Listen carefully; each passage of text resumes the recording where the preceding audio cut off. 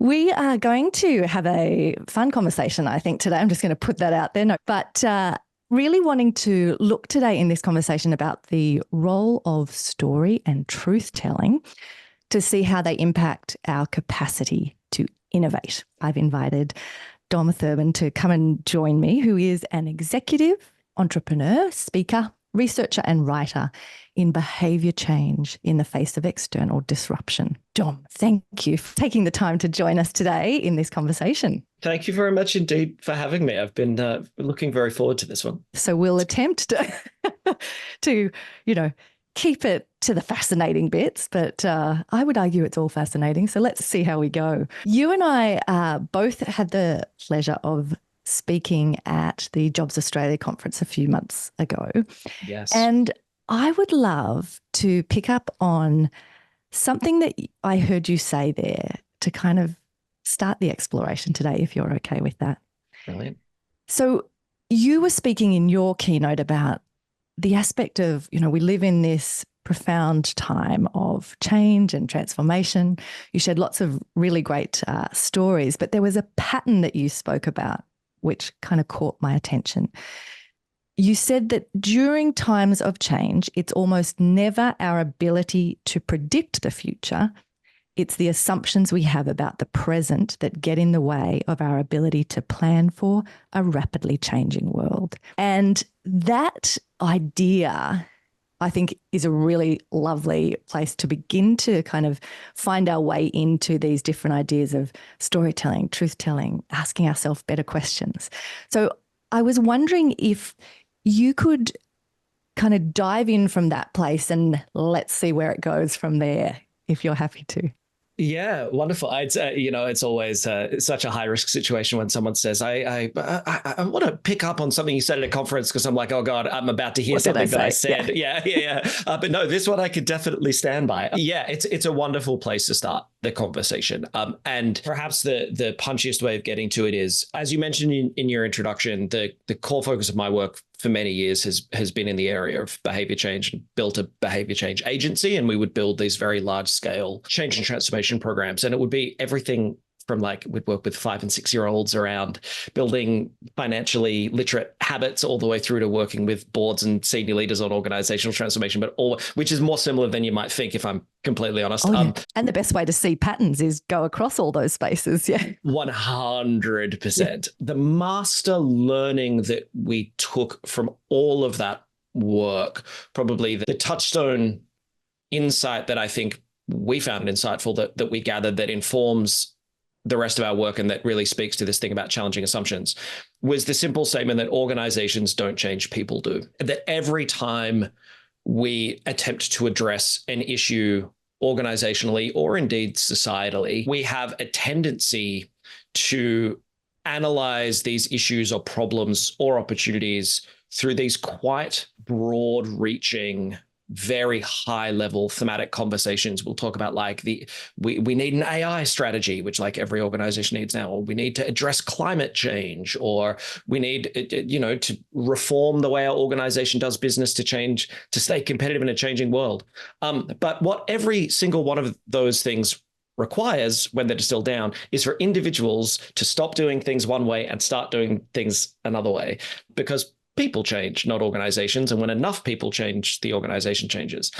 The challenge that creates is that it makes journeys of change fundamentally human journeys, not organizational journeys. And one of the biggest challenges for individuals in going on those journeys is overcoming their legacy and entrenched assumptions about how the world works.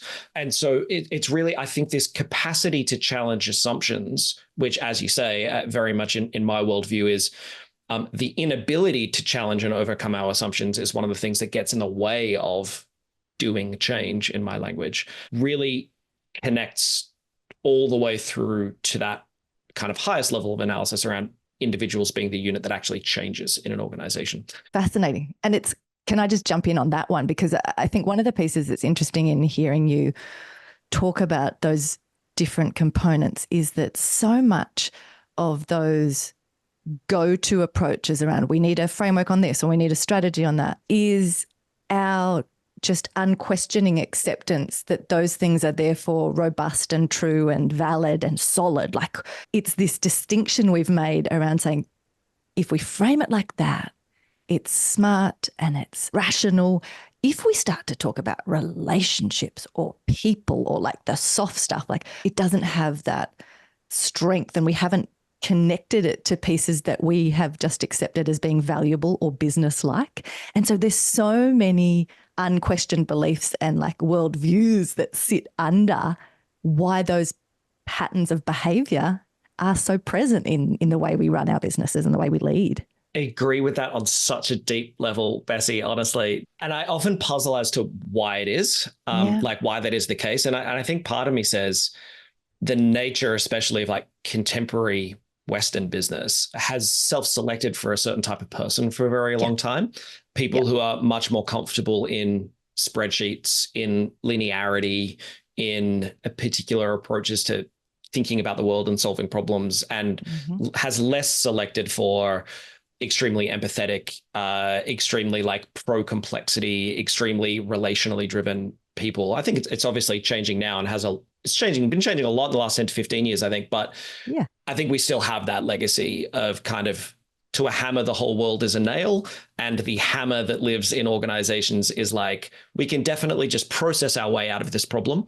And we can maths our way out of this problem. I think that's often not the case. Yeah. And there was sort of this perfect storm where you had, you know, in the 70s and with Friedman and all these ideas around the purpose of business and what that looked like, which rewarded and appealed to the exact types of leaders that you've described, was then combined with an era where you could treat a whole bunch of things as externalities and ignore the fact that you were thinking you were succeeding because you had made decisions in this way and were doing the maths and running the spreadsheet, but you were actually succeeding because you were extracting beyond what was going to be sustainable longer term, and you were not taking into account the true costs. So that we've kind of allowed people for decades to be tricked into thinking that that was robust and rigorous and legitimate. Yeah. And I love that these aspects you're really asking us to expand our minds to are pushing into that territory of like, what if we ask that question differently? What are our assumptions here? How do we tell a different story? And I know I interrupted you before, so apologies, but it's no, please do. So many interesting things. Oh yeah, honestly, I could talk at this. I'm like in some ways the world's worst podcast guest. I could just talk at this pace for like 9 days uninterrupted. So interrupt me all the time. And I would therefore equally be the world's worst podcast host because I could do the same. We're a bad combo. Yeah, no, this would be great. I think I'd love this. But grab a drink, folks. You'll be here for a while. Yeah. Settle in. Great. It's always midday somewhere. You made such an interesting observation there when you said that we've tricked people into thinking those things are robust and legitimate. I would add a third thing to that. I think we've tricked people, probably not deliberately, into thinking it's always been like that. Oh yeah. When this notion of, and again, this is changing a bit, but this notion of shareholder value is why a business exists is actually pretty new. It's the Chicago School of Economics, absolutely. 1970s. It's the 70s, exactly thing. Right. And so now when you're like, you know that the only reason a business exists is not to make money, people are like, that's revolutionary. And you're like, no, it's the way it was for more of history than it is now. And did you see that? I think it's Jack Welch, right? The former GE CEO who has disowned the notion of shareholder. I think he called it literally, if I'm not mistaken, someone can maybe Google this, get in the comments and tell me if I'm right or wrong. I think he called it literally, quote, the worst idea ever, even as one of the great exponents of it. So things are clearly changing. But again, in my world, it is individuals, especially senior leaders, ability to go on the individual journey of unlearning that stuff that is the biggest barrier to transformational change, in my opinion. And I think what you've just said there is also important, because if I think back many years ago now, in the early days of impact investing, we ran a bunch of, we did a bit of a roadshow all around Impact Investing 101. And we framed it trying to explain to people where there was precedent in these ideas and where it was pioneering. Because if people think every element of what you're saying is brand new and pushing boundaries, that's scary for people. It's like, so the piece you just raised there, we always talked about that as the roots of business, of saying, no, hang on, this is This isn't this completely new thing. There's precedent here. The roots of business, trade, commerce, these things are deeply human. I just want to pick up on your point there, because I think it's really critical that when we are talking about these times of transformation and unprecedented change, it can feel like we're asking people to just go even further or push themselves more when they're already overwhelmed. So pausing a little bit and saying, today's conversation, yes, we're trying to plant some seeds and push boundaries a little, but also just to help you reframe and ask questions and have a different perspective on what you may have just accepted unquestioningly as being the way to do business well. And on your point around some of those questions, another good book is Fixing the Game. So in here, Roger Martin goes into some elements of like looking at different returns that shareholders actually received when this whole focus on shareholder value came in, and they actually went down once that became the obsession. So there's lots of pieces that I think people can, if you feel uncomfortable in this, just starting to sit with these questions and explore from different perspectives is a good way to begin. Yeah, I couldn't agree more. In my bio, it mentions that I spent about 5 years as a partner at EY. I was in the climate change team, interestingly, and it was fascinating. I had gone from running my own kind of medium-sized business, had about 100, 120 people, and then EY acquired us, and we went into this giant 350,000 person organization. It was a really interesting journey, but and there were many things I absolutely adored about EY and many things that absolutely did my head in. But one of the things I truly, truly loved was the EY kind of like tagline, slogan, I'm not sure what you call it, is the better the question, the better the answer, the better the world works. And it's one of my very, very favorite things. We always used to say in strategy work that the quality of an answer can't exceed the quality of a question. And so people developing this reflexive muscle and why I love the EY language so much, developing this reflexive muscle to go, is that the best question? Is there like a better question we can ask that will lead us down a different path? It's a really powerful thing that you allude to just there, I think. It's interesting, as you've kind of touched on one of those elements of your journey around building out an organization, having it acquired, and then moving into EY in such a different setting. I'm wondering, with that expansive journey that you've been on, were there particular experiences or moments where the critical role of story and truth-telling kind of revealed themselves to you as like, ooh, there's something in this that I want to understand more or unpack around that connection between our capacity to innovate? Like, what stirred that for you? Yeah, that's such a wonderful question. And something does leap immediately to mind. We had a storytelling breakthrough that really fed our ability to position ourselves in the market and rally our team behind our purpose and our vision as an organization. And it was kind of inadvertent. I don't think we realized we were doing storytelling at the time, but it's just so often what happens. But then it became abundantly clear that's what we were doing. I mentioned that we were a behavior change agency. No one has a clue what that is. No, like it's such an abstract concept. I think it's like, oh, so you like change managers? Do you do like, if we've adopted a new accounting software, do you teach our people to use it? Like integration? Like yeah. Can you help me with like getting my kids to do their homework? And so it was quite an abstract idea. And then we were called Change Labs. That was our name originally. And it came to pass that we had to change the name of our business because we couldn't protect the name Change Labs in Canada. There was already a Change Labs. And so we opened an office in Toronto and we were like, we're going to have to change the name of the company. And so my business partners and I were like, well, we should change it globally. We should rebrand once it was not our intent to have offices in like 5 countries when we started the business. And so we were like, let's do this properly. Let's find a name that works globally and do it. We went back and forth on all these names. And then eventually we settled on the name Karakins Group, Karrikins, Karakins Group. Well, let me just tell you the story. So, because the first thing people would often ask is, who are Karakins? Who is Mr. Karakins? Karakin isn't a person, it's a thing. So do you know that phenomenon where after forest fire, you have some of the most expansive periods of regrowth and regeneration? Mm-hmm.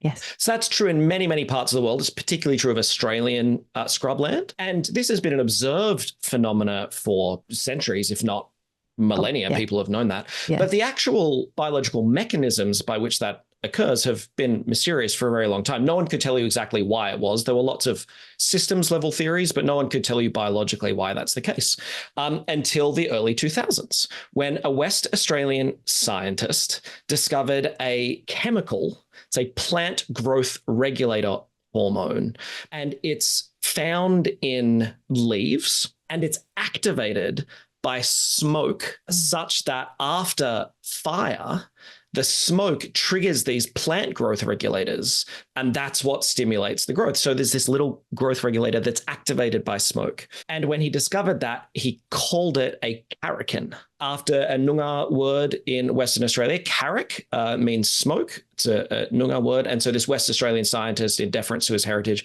called so a Karakin is literally a catalyst for change and growth in the face of disruption, just like us. That's what we do. And that's why we were, as individuals, Karakins, helping people do growth and do change in the face of external disruption. And all of a sudden, we would tell that story and people were like, I know exactly what you do as an organization. You help us grow and you help us change. When there's forest fire, like out of the smoke, out of the fire, Karakins spark new growth and new change and new opportunity. And probably also the element of, and do that in a way which is not seen or understood and therefore not usually given credit for. Yeah. Absolutely. A little bit mysterious. How many of these things work. Okay. Love that. And so in seeing that shift in how people went, we know what you do, it kind of helped you lean into this idea of that power of story. And yeah, it did. That story genuinely did two things. Number one, there is a bit of a pre-Karakins, post-Karakins story, like our capacity to engage clients in the market and rally them around. Don't come to us. Come to us when you want something kind of inspiring and different and that creates genuine growth and change and opportunity. But also, crucially, the way that helped us rally our people around why we existed and the purpose of our organization. And purpose is such an interesting word that we could talk for days about. Most people abuse the crap out of that word in ways that where some days I'm just like, we should just stop using it. But in our case, it really did help us rally our people around our reason for being, which helped mechanically in terms of attracting and retaining great people. But it also helped us energetically and emotionally. Like it became the touchstone of our kind of shared identity that we are Karakins, organizationally and individually. And so, yeah, I think storytelling, purpose, and truth-telling are three, I think, deeply interrelated concepts. But yeah, it was really powerful. And how would you say your understanding of those three things has evolved over the years? The way that you think about them, what you see as the ways to cultivate the conditions for those things to flourish and connect? Great question. Thank you.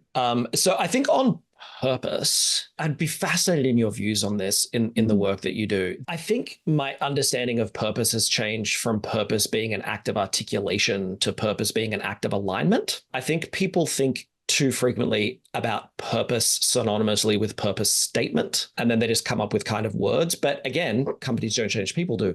I think purposes need to be descriptive about the thing you're going to align your company behind, and you're either doing it or you're not. And purposes should be deeply exclusionary. Like you're either living into it or you're not.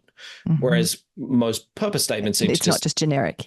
Yeah. And now, Fred, the line, we wrote a paper called Purpose-Driven Leadership, and the line actually that my wife, my business partner, wife, and colleague for many years, all wrapped in one. I think she might have come up with the line, but was the problem with purpose is now people are trying to use purpose to PR their way out of problems they behaved themselves into. Oh, I love that. And it was such a delicious little statement. Well, in many respects, if you think about, say, an element, I know that no doubt you have a far more sophisticated breakdown of the elements of how you think about storytelling, how you think about truth-telling in an organizational setting. But an element that comes to mind for me in what you just, in that beautiful statement and these two ideas, is the power of naming. So it's this component of when we undermine something. So we take a naming that could be powerful, could be truthful, could deeply speak to how we actually behave and where we will not compromise. And we make it shallow and transactional, and, the consequences of that are very significant, because naming is powerful. And I just wonder, so if we go back to your 3 kind of areas where you talked about them being interconnected, so you've drilled into the purpose piece, is that one of the patterns of trying to cultivate these conditions? Is it around that power of naming and the truthfulness of the stories we're telling that connects these 3 things? See, now I want to hear you talk more about that, because I think I'd love to hear you talk more about the naming piece. But so let's loop back to that, because the word authenticity gets used a lot around this issue. I think the major problem in people genuinely realizing value from something like storytelling or something like purpose is that they miss the fact that if those things aren't connected to something that's actually true, if the story is full of shit, if the purpose statement fundamentally doesn't represent what the company actually does, or, as I suggested last week, if the purpose is say clear, but qualitatively not particularly worth wanting, then you might be doing it. You might be telling a story. Yeah. And you might be having a purpose, but you're not realizing any value from those things. And to the naming point, you're making the words mean less. And now they become these hijacked PR and marketing words. And people run around trying to teach companies corporate storytelling, and they teach them all the mechanics of how to tell a story, set it in a good place, use emotionally engaging language, have it clear, have a declaration at the end, make sure your characters come to. They teach them all the mechanics of storytelling, but they don't teach them that, if it's not true, it has no value in an organization, or it has extremely non-durable value, because for the moment it's found out, it turns people off. I feel like I may have slightly taken that down a path. No, I mean, I think it's this element, as you said, there's lots of different ways you can say it. My brain's sort of running off into 150 different versions of it. But the aspects that you just spoke about are those pieces, if you went back to, say, ancient Greek philosophy, where it was just sophistry for the sake of, tell a good story. It doesn't, it's, can you win someone over with the power of your argument, regardless of truth or substance? And to me, in what you were describing and how you were trying to set up that way that you think about purpose, and for it to be quite powerful and meaningful, it draws right back to the element of framing a good question, right? Because the intentional act of thought that goes into framing a question, or the word I used around naming, it's recognizing that there is power and force behind that, and giving it the space it requires to not just rush to, okay, what are we going to do, or how do we quickly learn the 5 steps of a good storytelling and just pump it out, but sit with and be intentional in positioning that first. Because I think what you described in that statement of where purpose goes wrong, and people using it as that PR piece to try to backpedal out of this situation they've created, sounds to me like the using of a tool without the wisdom to understand kind of the purpose behind the tool. And up on my walls in front of me, I've got some of the big posters around the elements of the value proposition canvas, because we use the business model canvas all the time. I think it's a deceptively simple tool that most people completely misuse. But when I think about what you described in purpose, it's the same thing when people grab a tool like the value proposition canvas and they go in and they ask all the questions of what's my customer's jobs and pains and gains? What are my pain relievers, gain creators, products and services? And they fail to do the very important step of fit, because you're not the answer to everything. You have to find, where does this now overlap with what we can actually deliver? And so that critical piece of fit you can only do, whether it's in relation to purpose or your business and trying to articulate a powerful value proposition, you can only figure that out if you actually have a foundation of knowing and understanding yourself and your company's values, which comes from the people, all of these elements. So I think there's some real meat on those bones that people actually need to sit with, because you're right. Otherwise, we're just grabbing a concept that's like, this will solve our problem. How do I tell a story, or how do we have a better purpose statement, without deeply understanding what it's about? I agree completely. I think especially in very large businesses, I think of some of the clients we've worked with over the years, definitely not all, but certainly some, where I don't think they're reaching for the tool looking for anything other than something they can use to kind of grease the skids. Like, oh, maybe if we just find a way to like, maybe it's like, we don't want to tell a story, we just want to spin a yarn, and if we spin a good enough yarn and that moves some units or is a great campaign, then or gets our staff to feel more motivated at work and perform better. Yeah. We definitely don't want to, like, for instance, treat them better, develop a more constructive culture, pay them fair wages, do it. But if we could maybe just give them, like, connect them to something, and which I know that's like deeply cynical, but like, that's just true in some organizations. And I think that's kind of a bad faith reaching for storytelling where you just want to deploy it as a tool to like help you achieve your goal when really you need a better goal. And then I think there is a clumsy reaching for the tool, which is kind of the value proposition canvas point you make of you kind of forget to do the fit bit, which is like, and you're still trying to be all things to all people and be so generic that, like, good Lord, how do we even deliver? Yeah, which is not so much bad faith. It's just clumsy and needs a bit of guidance. And then you've got the kind of reaching for the tool, like storytelling or purpose, trying to suck the marrow of its full value out of it and really use it as something that can be like quite transformative in your organization. And is that where you kind of move into the truth-telling component? Because that is where it encourages us to sort of sit with and go to the depth and go to the truth behind those things?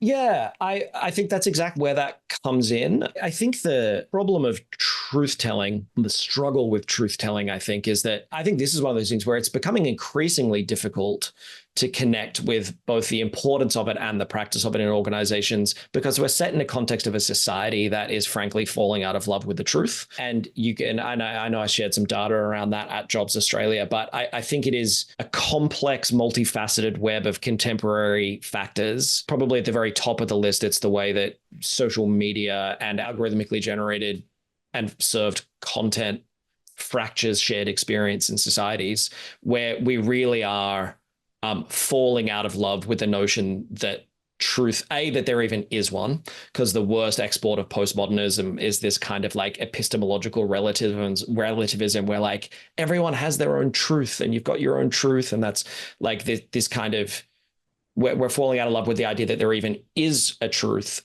And secondly, even when there is one, we're falling out of the idea that it matters, because we're allowed to have our kind of Newt Gingrichian alternate facts type world. And so in one level, it's very trite these days to be talking about like fake news, and that's such an overdone thing. But I actually would put it at the very top of the list of the problems that if we don't solve it, becomes really hard to solve all the other ones. It's really hard to convince people about the importance of truth in storytelling if they fundamentally don't believe in the importance of truth, or they believe very selectively in the importance of truth. And so grappling with that, I would say, is a first order problem. It is an issue that, according to United Nations data, presenting someone who doesn't believe with climate change with data that shows that climate change is real is most likely to reinforce their view that climate change isn't real. That's hugely problematic for collective action, and hugely problematic in all factors. So I see it as a first order problem that we need to grapple with. When you think about this element, though, of truth, do you have nuanced ways you think about types of truth? And I don't mean kind of the truthiness and those pieces you were just talking about before, but for example, yes, there are some pieces where you would say, like, this is something that should just be commonly accepted for these reasons. But there's also then, given the rest of our conversation up to this point, there are aspects where you will value things differently or prioritize things differently to how I will. And in some settings, it's not that one of us is right or wrong. It's for me to live out of a place of integrity with what's important to me is going to look different to you, and I will make different decisions. So when you talk about this, do you have any kind of frameworks you've developed or ways to think about, for want of a better word, types of truth? Yeah, whether or not I call them nuanced is certainly interesting. In the world we live in, so if you go to your piece of setting up that context, that like we're in this very black and white, like it's either or, pick this. If you don't believe me, then you hate me, or like it's it's that's what I kind of mean. Yeah. Okay, anything else is seen as nuance. Okay, well, it's definitely more nuanced than that. That's Thank you for that one. Yeah, I think so. The way I make sense of something like that is if you take the situation that you describe. So on any given thing, you and I may feel very differently about that thing, and our goal is to both of us just live life of integrity in line with those values. I'd say the true part of that is that you and I and people are very likely to value different things. I think where we get into trouble is when we start to blur the line between truth and opinion and act like my opinion is, to act like the phrase my truth is the same as the truth. Yes. Right. The delineation there is, I think, opinions are decided, but truths are discovered. And so I think not everything is a kind of an epistemological setting where truth is the right framework to be in. There are many situations where whether or not someone's feeling of what they like, what they want, what they feel, in many instances, it's not really useful to talk about whether or not that's true. What's true is that they feel it or they want it. The presence of the feeling is the thing that's true. The opinion or the feeling itself is, I think people need to find themselves less wedded to whether their actual opinion is true, rather than being content that their opinion is their opinion. And sometimes it doesn't need to be navigated as a question of truth or not.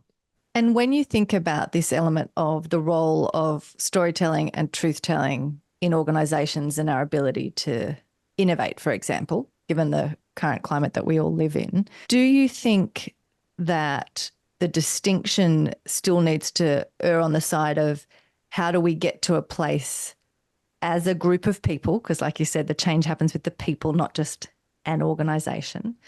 Is it about getting to a shared language, a shared understanding of what those things mean for us in our context to then guide and influence our behaviour as we step into this? Or are you saying that we need to, as an individual organisation, be going to the end point of truth at that highest level of the game? No, I definitely wouldn't say that it's important that a kind of an organization has its set of things it has decided are true or something like that. I mean, on some levels, sure. But I think what's much more important, and to maybe even make it less abstract, I think what's much more important day to day is that we hold ourselves to the standards of where truth is available to not ignore it. So it really is the very simple case that there are a lot of conversations where a leadership team or a leader and their team, like either a leadership team as peers or a manager and their team or a leader and their team, are in a shared setting, and someone is asked, for instance, their opinion about someone's performance, right? And what they actually think is there's probably a performance issue here that needs to be addressed. But what they say is everything's fine. And it's simply not true. And it's understandable because sometimes telling the truth is hard. But I see that situation literally every day.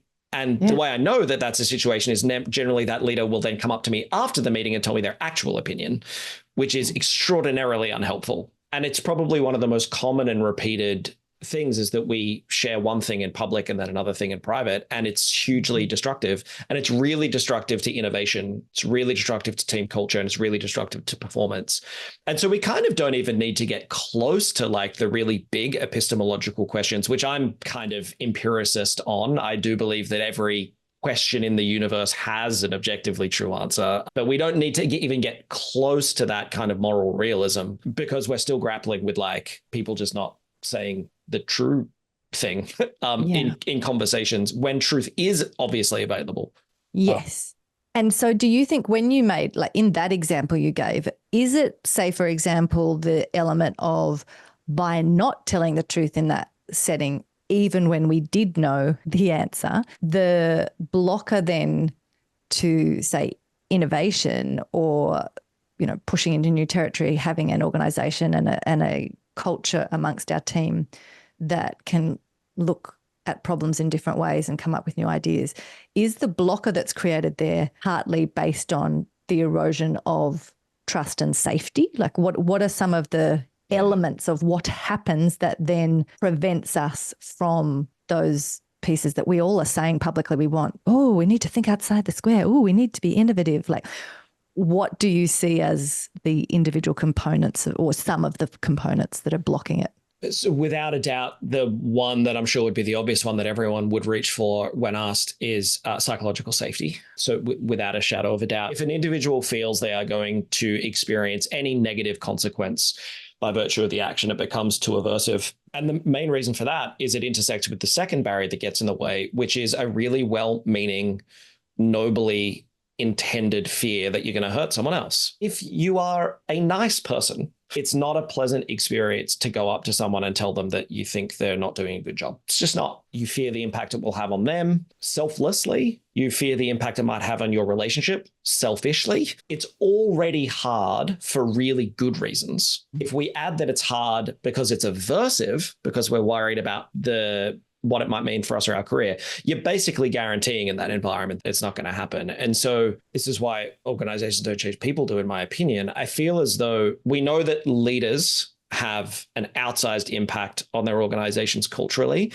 I think we need to train managers and leaders specifically in how you create environments that are conducive to people having honest conversations. The word honesty appears in something like 40% of corporate value statements. Honesty is really simple to understand. You're either telling the truth or you're not. And yet, despite it being everywhere as a value, it's almost nowhere as a behavior in organizations. And in fact, usually when it's stated, it's in the organizations who have the least, it's that whole piece of, why are you making such a big deal of this? Probably because it's not actually present. Yeah. The 4 values of Enron were respect, integrity, communication, and excellence. I use that as my slide at the beginning of all my values sessions. It's like, so good. Yes.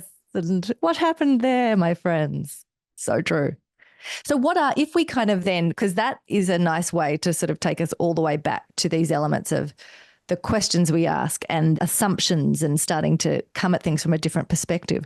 What are some of the really practical ways that you've found that help us as leaders or managers shift out of just grabbing a new framework or tool to learn and pump out a PR telling a story? What are some practical tips for us asking better questions or really testing our assumptions? Yeah, so there's a couple of things. So number one, every type of change journey is easier when you're doing it together. And so I think find an ally of some degree, a friend, a colleague, like preferably if we're talking about the work setting for a second. Yes, in the work setting. Yeah, someone in the work setting I think is really useful, but someone with whom you have a high enough degree of personal affective relationship that there is a degree of safety pre-created. So sometimes it will be someone more senior. I found often in my career, it can be someone more junior. You are achieving 2 things at that point. You're both finding your ally. You're also role modeling that it's all right to not have all the answers as a leader, which I think is really important because we don't. And that's a truth we should tell more frequently. I mean, the second practical step is leaders, the way you role model. I think the way you create an environment, one of the ways you create an environment where this stuff is more likely is by really learning the phrase, I don't know, because I think particularly for senior leaders, the fear of looking like they don't have the answer means they're always putting stuff into a conversation. And because they're senior, it becomes an anchor point. So their encoded assumptions become the thing the organization organizes itself around. So you got to find the right ally. I think you got to fall in love with the phrase, I don't know. And then the third one, and this is going to be really annoying advice because it's not easy, you got to practice. It's like a muscle. It's some really interesting research around lying. And I'm not suggesting leaders are lying all the time, although in some cases they most certainly and obviously are. But there's interesting research around lying that does kind of demonstrate, from my reading of it, that it is kind of like a muscle. You build it by doing it, and then it's also habitual. You get in the habit of it. And so practicing, like doing a little bit of CBT or whatever kind of works for you to like notice in the moment the feeling that is attendant, the discomfort that comes with telling truth, where it's really easy to reach for spin or a lie or positioning, and kind of really noticing that and calling that feeling to mind quite consciously and using that as a trigger to try to exercise the truth-telling muscle is a really useful personal discipline. Like, it is hard, right? I would be lying if I said I have found a way to just tell the truth in every situation. I absolutely have not. But I think that's got to be the aim. And I think the other element of what you're talking about here, which is very relevant for people listening or watching the podcast, is the centrality of the role for us to play in that as leaders or managers of other people. Because these are the types of things that it's not enough to just tell people in an email or put it in our reports or things that that's what we believe as an organisation or that's what we should do. Because right back at that element you spoke about of psychological safety, right back at the example you gave of modelling to younger or newer members of the team that it's okay to say, I don't know, all of these things, I think they're not a burden. I think they're a privilege of being able to sit in a position where you say, I'm actually secure enough and comfortable enough to not know the answers to everything. In fact, guys, that's why I've hired all of you, because you know more than me about your particular areas. That is, I think, a really beautiful place to even begin all of the elements of what we've talked about today that are wrapped up in more powerful namings and articulations of purpose, in better articulations around telling our company's story or, you know, positioning us to, yes, get competitive advantage in a market, but from a place of something that is actually robust, not just back in that category of pretending it's robust because it ticks some boxes. So I think it's really practical. While it is an intellectual conversation on some elements, when, as you said, you drill down into seeing it as practice and something that is an ongoing practice, it's deeply practical and very impactful in terms of the results you'll see in your organisation. Yeah, I couldn't agree more. I think it's deeply practical, as you say, in many ways, because all these things are behaviors. You know, like, you're telling the truth or you're not. You're telling a story or you're not. You are acting in alignment with your purpose or not. And so that makes them extremely practical. To your point about results, on the basis of our work, I would be absolutely willing to stand by and defend the statement. There is very, very rarely genuine change and transformation without truth, that truth drives and facilitates change. Dr. Peter Fuder says that one of the main reasons change fails is the lack of a shared departure point.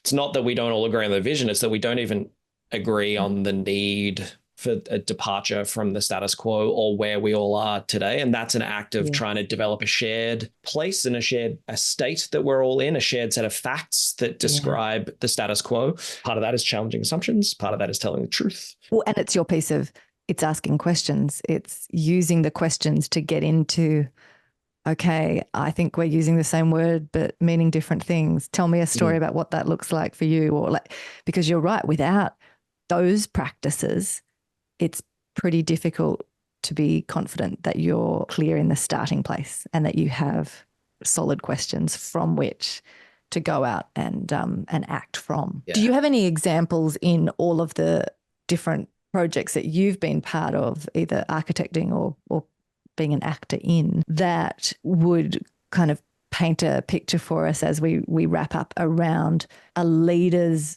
ability to model these things, playing that critical role in helping it then, you know, gain momentum and for the change to actually occur? Yeah, there's a lot. I might just share my favorite one. That'd be great. So my business partner, when I was running Karakins Group, one of my business partners, a guy called Pete Sheehan, who some listeners may very well know from his work, and we had about 100 staff at this point.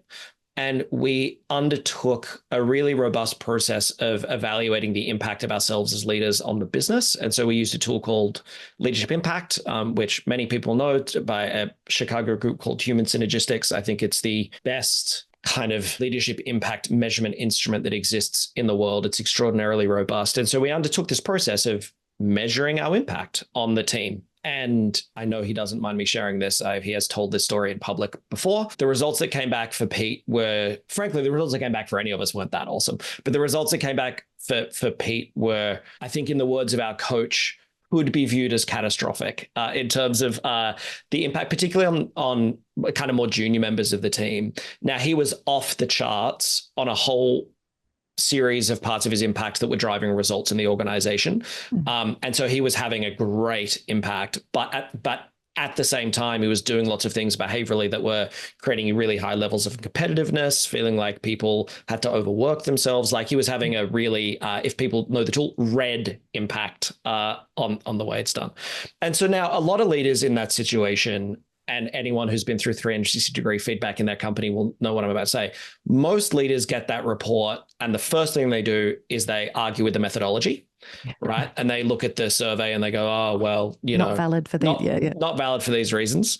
The first rule of feedback, don't question the methodology. The second thing they do is they try to explain why they couldn't have had the results they had if they hadn't done those things. Yeah. Like, yeah, I had to be like that to get results, which Al Keogh, our coach at the time, had a beautiful line for, which is, you were successful with that. Imagine how successful you would have been if you weren't a dickhead, which I thought was an amazing way of putting it. We have a very high level of trust. The third thing they then try to do is they try to look for reasons why those results are largely problems with the team, not with themselves. Yeah. And then finally, sometimes the fourth thing some leaders get to is some self-reflection. Pete cut all first three of them.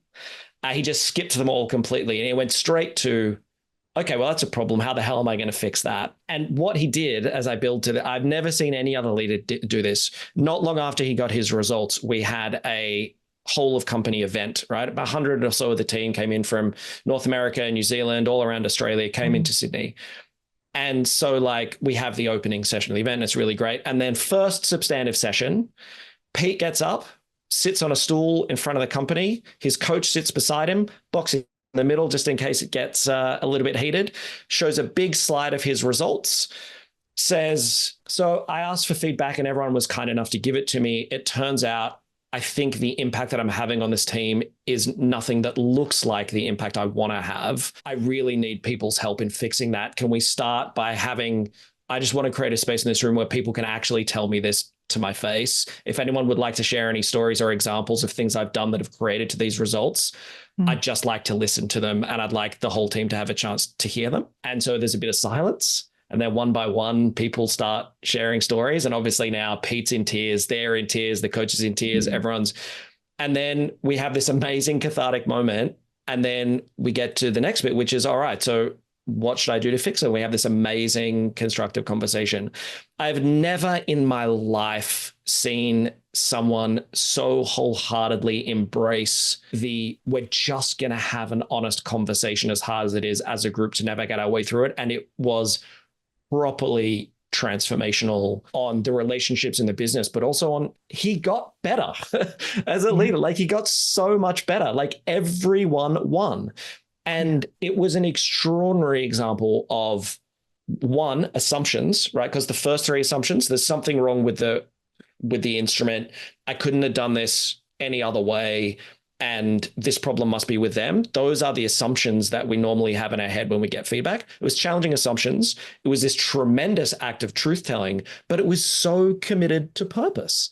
Like as an organization, we want to exist for agents for change. Like what an amazing moment of being that agent for change. But I think it shows how, because there was clarity on that element of the actual outcome you were seeking, it gives a place, an alternate place to go when those natural human tendencies of feeling defensive or like you feel threatened or criticized or judged, and you naturally go to the first three options of like, let me defend myself and explain why I did that and it's your fault. And by having the clarity around what you organizationally framed as the purpose piece, it gives that little bit of breathing room to go, okay, hang on. If I actually want to get the outcome that is deeply important to me, it's in my best interest to go straight to number 4. Do you know what I mean? Because it wasn't just that it was good for the organization or even the other people sitting in that group who were, his team and employees. It was also for him what he ultimately wanted. And so I think that's a great example of all of the elements that you've spoken about today, and a great example of that centrality of clarity, that actually taking the time to be clear on that desired endpoint and what does success look like for us, what are we actually trying to do, can act as another word that you've used a few times today, which I use all the time around touchstone. It can act as that, sense check, come back and go, okay, is this in alignment? Is this pure or true? I love that story. That's a great one. It's one of my very favorite moments from nearly 20 years of running businesses, and such a wonderfully courageous, yes, but also humble, just so good. And that's an important word there, isn't it, too? That word of being humble, because you're not going to, particularly the two of the elements you spoke about of falling back in love with saying, I don't know, or seeing this as a practice, an ongoing practice. You're going to need some humility to do those things. I'm aware of the time and not wanting to take up too much of your time in this conversation. Are there any aspects that we haven't covered yet that you're burning to share with us that you want to wrap up with? And if not, maybe just some thoughts around pulling this back to some of those practical things you would like to challenge us to do as leaders in small and medium-sized businesses in particular? Look, there's not like a classic third speaker in a debate. No new material at this point. Okay. Just a summary of what's been. But so firstly, obviously, thank you for the opportunity to be here. It's been lovely and I appreciate it. And I really do hope there's been parts of it that have been helpful for people. I think we are at a time where I think it's probably, certainly in my career, and I would suggest the data would suggest that probably never in modern history has it been more important to have organizations that are attempting to accomplish things that are in the shared interest of society and that are done in a way that's also in the shared interest of society. And that's for small, medium, and large organizations. Just an unbelievably pivotal decade of human history that lies in front of us. And in some ways that ratchets up the stakes on every business owner and every leader. But I do think, as we've talked about today, that because organizations don't change, people do, and the journey of improvement and performance is a fundamentally human one, I think the practical things are really simple. I think if we can develop a habit of asking great questions, as they say in sailing, I think if you can't tie knots, tie lots. If you're not sure if it's a good question, just stop asking lots of questions and then you can will your way down. But if we can commit to that inquisitive and curious approach of asking questions, preferably EY better questions, as my old employers would love me to say, if we can commit to doing our very best to tell the truth, and if we can start to finish where we finished, to try to do so with a sense of humility, I think that cocktail of three things can really set leaders and their organizations up to meet and beat the challenges that are ahead of us, and hopefully not kill themselves doing it, which would be ideal. Well, and on that last point, because it is, I think if we're truthful about the weight that is on a lot of leaders at the moment, people are feeling overwhelmed, stretched, struggling with everything and all the different responsibilities and pieces that are on them. But on your last point there, the story that you just told us is a great example of how, if we, in the process of going through those steps that you shared, also sit with and honour the fact that we have needs and we want the satisfaction and meaning that comes from achieving the goals that we've set for our organisation, it's actually in our best interest too, to stop spinning our wheels, exhausted, fighting a fight, thinking we're ticking the boxes but not actually progressing. So Brad, my partner, always reminds me that aspect of, don't mistake movement for progress. So I think by taking this on board, it's not just another thing that you have to do. It's actually going to increase the chance that the way that you lead, the results that you're getting are actually sustainable. And I think that's important. Thank you so much for sharing only, I know, the tip of the iceberg of your very broad, expansive journey that you've been on. Where is the best place for people to connect with you and your work and thinking if they want to learn more? Oh, yeah. So not across much of social media, because I am off all forms of social media other than LinkedIn, where I kind of feel like you have to be from an enterprise perspective. www.domthurbon.com, and you'll find me there. And obviously ping me on LinkedIn. We will share links, and I would encourage people to, even if it's just following along with some of the thoughts that you're sharing on LinkedIn here or there, to keep this front of mind. I think that's going to be a worthwhile thing to do. So thank you so much, Dom, and thank you for everyone joining us today. I hope that it's sparked some challenges and ideas that also feel doable in the way that you shift how you're leading your teams and organisation.